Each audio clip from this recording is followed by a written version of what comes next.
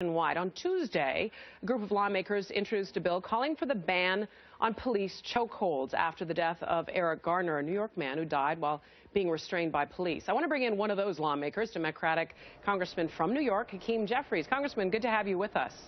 Good morning. Good morning to you. Before we talk about Baltimore, obviously we have to talk about what's going on right now. We're going to get there in a second, but I do want to talk about your excessive use of force prevention act. I want you to make the case for us of why you think this needs to be a nationwide ban, considering the fact that here in New York, for example, it's already banned by police. Well, that's precisely the problem, that there are departments all across the United States of America, in Los Angeles, in Chicago, in Philadelphia, in Washington, D.C., and of course in New York, that prohibit, limit, or discourage the use of chokeholds, yet we understand that chokeholds continue to be used, sometimes with deadly effect, as in the Garner case, all across the country. So it's not sufficient simply to ban a policy through departmental practice. We've got to elevate it, embed it in law, if we really and truly want to end it. It's an unreasonable practice. It's an irresponsible practice. We want to make it an unlawful practice. I'm curious what your thoughts are. We know that Mayor de Blasio of New York earlier this year, when a local city council person put forward a bill to also ban chokeholds, he and Commissioner Bill Bratton of the NYPD both have come out against it. In fact, de Blasio saying he thinks it's a mistake because there could be a scenario where a police officer finds himself in a one-on-one situation wrestling with a suspect where his life, that officer's life, is in danger. What is your reaction to that?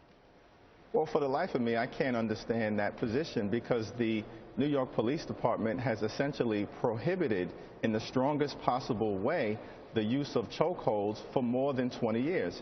Yet we still see chokeholds being used. Not just in the Eric Garner case. There was a study that was done by the City Department of Investigation that revealed that there are hundreds of complaints of chokeholds being deployed by police officers pending before the Civilian Complaint Review Board over the last few years. And this is not just a New York City problem. And when you've got a high-profile tragedy like the Eric Garner case, it exposes an underlying issue, and it demands a legislative response that hopefully will lead to public policy change. That's exactly what needs to occur in Baltimore, as well as all across the country, as a result of what's been put forward before the American people. Police tactics are coming into question, as you mentioned, in Baltimore, in several communities and cities across our nation. But right now, obviously, all eyes are on Baltimore. I want you to listen to what the president had to say when he was asked about this. He addressed it. Let's listen to the sound.